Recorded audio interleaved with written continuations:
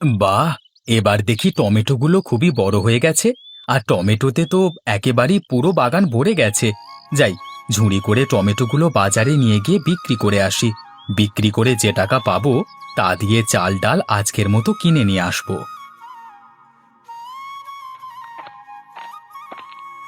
ওগো, কোথায় যাচ্ছো?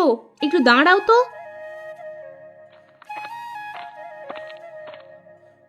কোথায় আর যাবো গিন্নি, জানোই তো টমেটোগুলো নিয়ে বাজারে যাচ্ছি। যাই, এগুলো একটু বিক্রি করে সংসারে যা যা লাগবে তা নিয়ে আসি। তার সংসারে কি কি লাগবে সেগুলো মনে আছে তো তোমার? কি যে বলো না গিন্নি, মনে থাকবে না কেন? সংসারে চাল ডাল আর কি যেন বললে? এই তো দেখলে, এখনই ভুলে গেছো। শোনো, চাল ডাল আর লবণ আনতে হবে। আরেকটা কথা শোনো, ওই টমেটো বিক্রির টাকা দিয়ে এত কিছু তুমি আনতে পারবে না। এই নাও, এই বেগুনগুলো আমি ওই পাশের বাগান থেকে নিয়ে এসেছি। তুমি এগুলো নিয়ে বাজারে যাও। দেখবে, বাজারে গেলে টমেটোর পাশাপাশি বেগুনগুলোও ভালো দামে বিক্রি করতে পারবে। সে তুমি মন্দ বলনি গিন্নি, দাও দাও।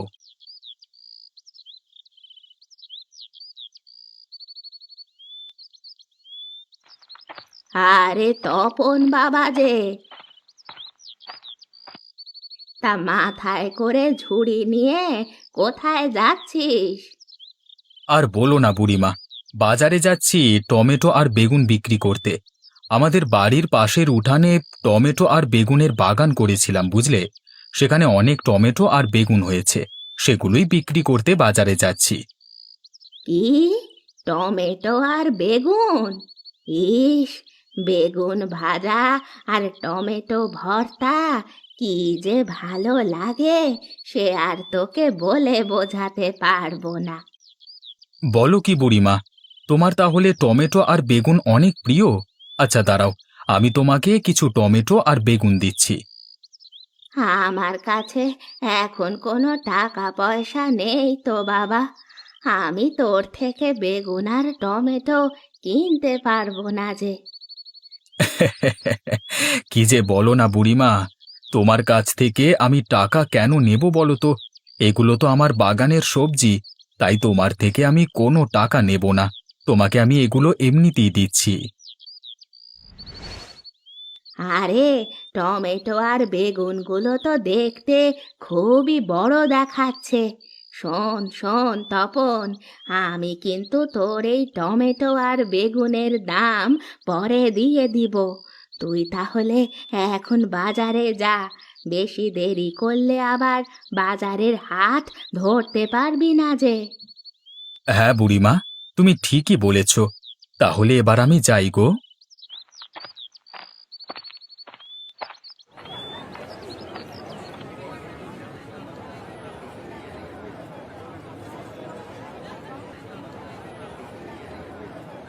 কি গো তপনদা, আজকে দেখছি সবজি বিক্রি করতে চলে এসেছো। তা আজকে কি মাছ ধরতে পারোনি নাকি মাছ পাওনি, কোনটা? হ্যাঁ রে পলাশ, আজকে কোনো মাছ ধরিনি। আমার বাড়ির উঠানে কিছু টমেটো আর বেগুনের বাগান করেছিলাম, ওখানে অনেক টমেটো আর বেগুন ধরেছে, সেগুলোই বিক্রি করতে নিয়ে এসেছি। আরে বাহ, যার বাড়ি খালপাড়ে তাকে দেখছি সব সময় মাছ বিক্রি করে, কিন্তু আজ হঠাৎ সবজি বিক্রি করতে এসেছে দেখে খুব অবাক হলাম। হ্যাঁ, অবাক হওয়ার কিছু নেই পলাশ, আজ সবজি বিক্রি করছি, কালকে আবার মাছ ধরে নিয়ে আসবো। হ্যাঁ হ্যাঁ, তোমার তো আবার খালপাড়ি বাড়ি, যখন ইচ্ছে তখনই মাছ ধরতে পারো।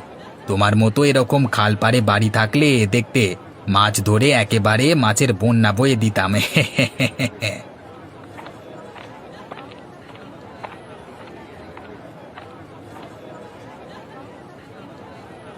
এই যে দাদা, এই মাছের দাম কত? আগে দাম তো 200 টাকা কিলো, বলুন আপনাকে কত কিলো দেব। কি, 200 টাকা কিলো? না না, অত টাকা দিয়ে কি আর মাছ খাওয়া যায় নাকি? আরে ওই তো কিছু টমেটো আর বেগুন দেখছি, আজকে টমেটো ভর্তা আর বেগুন ভাজা খাবো, আজ আর মাছ কিনবো না। এই যে দাদা, আমাকে 1 কিলো টমেটো আর 1 কিলো বেগুন দিন তো। আগে ঠিক আছে মশাই, দিচ্ছি, একটু অপেক্ষা করুন।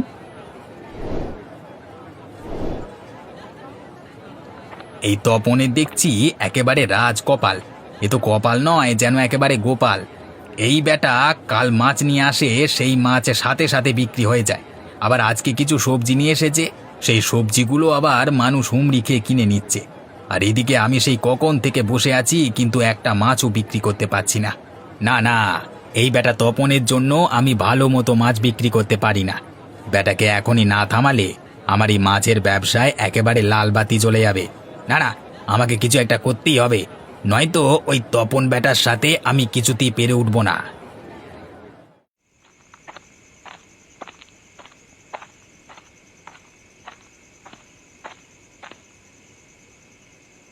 তা গিন্নি, আজ কি রান্না করেছো? আজ তো বাজার থেকে চাল ডাল আর লবণ ছাড়া কিছুই আনতে পারিনি গো। তাতে কি হয়েছে শুনি? আমার যা প্রয়োজন ছিল আমি তোমাকে তাই আনতে বলেছি, তুমিও তাই নিয়ে এসেছো। বাকি সব আমি নিজেই জোগাড় করেছি। বাকি সব তুমি নিজে জোগাড় করেছো মানে? মানে আজ কি রান্না করছো বলো তো? কেন, আমাদের বাড়ির সাথেই তো নদী। তুমি বাজারে যাওয়ার পর আমি নদী থেকে কয়েকটা মাছ ধরেছিলাম, আর বাগান থেকে কিছু বেগুন আর টমেটো দিয়ে সেই মাছগুলো কষিয়ে রান্না করেছি। আরে বাহ গিন্নি, দারুণ করেছো তো। সবজির সাথে মাছ, ইস, জমে একেবারে ক্ষীর হয়ে যাবে। দাও দাও, জলদি করে দুটো খেয়ে নি। হ্যাঁ বসো, তোমাকে আমি খাবার বেড়ে দিচ্ছি।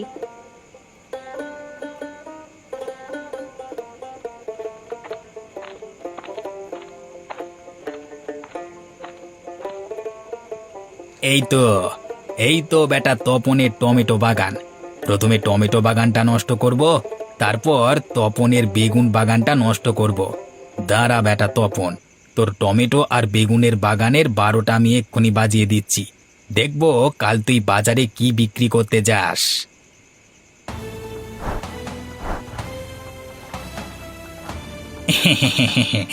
বেটা তপন, তোর বাগানের 12টা বাজানো শেষ। এবার তোর মাছ ধরবার জালের 12টা বাজাবো। তুই না ধরতে পারবি মাছ, আর না করতে পারবি সবজি বিক্রি। এরপর থেকে বাজারে আমি একাই মাছ বিক্রি করব।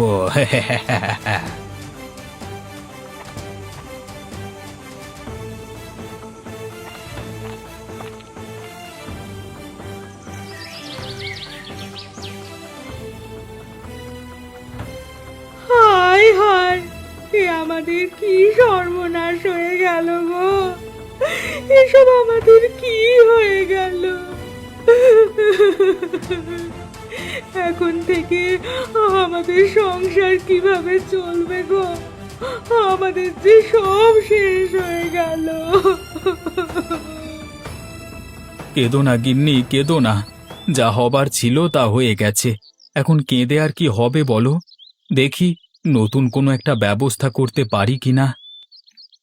ওগো, ওগো, তুমি নতুন ব্যবস্থা কিভাবে করবে গো? আমাদের হাতে তো অত টাকাও নেই যে নতুন একটা জাল কিনবো। টাকা পয়সা ছিল না বলেই তো এই খাল পাড়ে এসে বাড়িটা বানিয়েছিলাম। এখন যে আমাদের সব শেষ হয়ে গেল গো!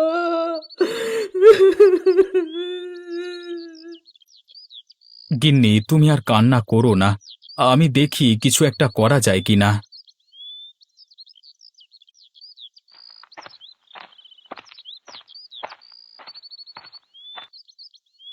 কি রে তপন বাবা, কেমন আছিস? আর এত সকাল সকাল কোথায় যাচ্ছিস? আর বলো না বুড়িমা, আমার সব শেষ হয়ে গেছে গো, সব শেষ হয়ে গেছে। আরে আরে, কাঁদিস না বাবা, কি হয়েছে আমাকে খুলে বল। আর বলো না গো বুড়িমা, কালকে রাতে কে যে আমার টমেটো বাগান আর বেগুন গাছগুলো সব উপড়ে ফেলে দিয়েছে, সাথে মাছ ধরবার যে জালটা ছিল সেটাও চুরি হয়ে গেছে। এসব এসব তুই কি বলছিস তপন? তোর ওই খাল পাড়ের বাড়িতে কোন চোর গিয়ে এসব করলো? না না, এটা চোর হতে পারে না, এটা নিশ্চয়ই তোর কোনো শত্রুর কাজ। শত্রু? কিন্তু আমার তো কোনো শত্রু নেই বুড়িমা, কে করবে এই কাজ? শোন তপন বাবা, চোর হলে তোর জাল চুরি করেই সে পালিয়ে যেত, কিন্তু বেগুন গাছ আর টমেটো গাছ উপড়ে ফেলতো না। তুই একটা কাজ কর, আমার ঘরে একটা জাল আছে, ওইটা দিয়ে তুই মাছ ধর। আর তোকে একটা বুদ্ধি দিচ্ছি, এখানে আয়।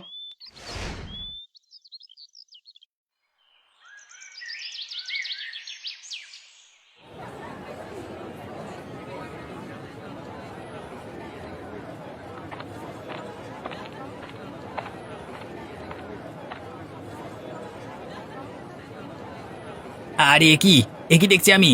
তপন দেখছি আজও মাথায় করে বাজারে মাছ নিয়ে এসেছে বিক্রি করতে। কাল রাতেই তো আমি ওর জালটা চুরি করে নিয়ে এসেছি, তাহলে ও মাছ ধরলো কিভাবে? না না না, আজ রাতে গিয়ে তো দেখতেই হয় বেটা নতুন জাল কোথায় পেলো।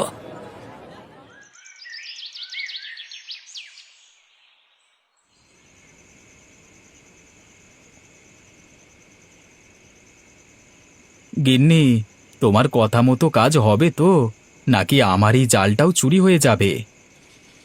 আরে না না, তুমি এত চিন্তা করো না গো। দেখবে আমার বুদ্ধি ঠিক এই কাজে দেবে। এখন তোমাকে একটু সজাগ থাকতে হবে, বুঝলে?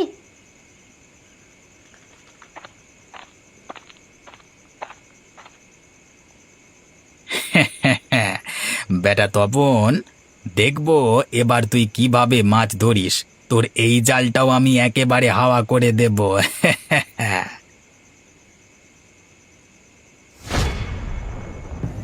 ওরে বাবারে, মরে গেলাম রে, গেলাম রে। আমার পাটা একেবারে গেল রে, গেল। পাটা একেবারে ফুটো হয়ে গেল গো। ছি ছি ছি ছি পলাশ, তোর কাছ থেকে আমি এটা একদমই আশা করিনি। শেষে কিনা তুই আমার বেগুন বাগান আর টমেটো বাগানের পাশাপাশি জালটাও চুরি করেছিলিস। ছি ছি ছি ছি, তোর মতো এত নিচু মনের মানুষ আমি জীবনেও দেখিনি। দাঁড়া, তোর এই পাপের বিচার আমি মোড়ল মশাইয়ের কাছে গিয়েই দেব। মাফ করে দাও দাদা, মাফ করে দাও, আমাকে ক্ষমা করে দাও। আমার অনেক বড় অন্যায় হয়ে গেছে, দয়া করে আমাকে ক্ষমা করে দাও দাদা।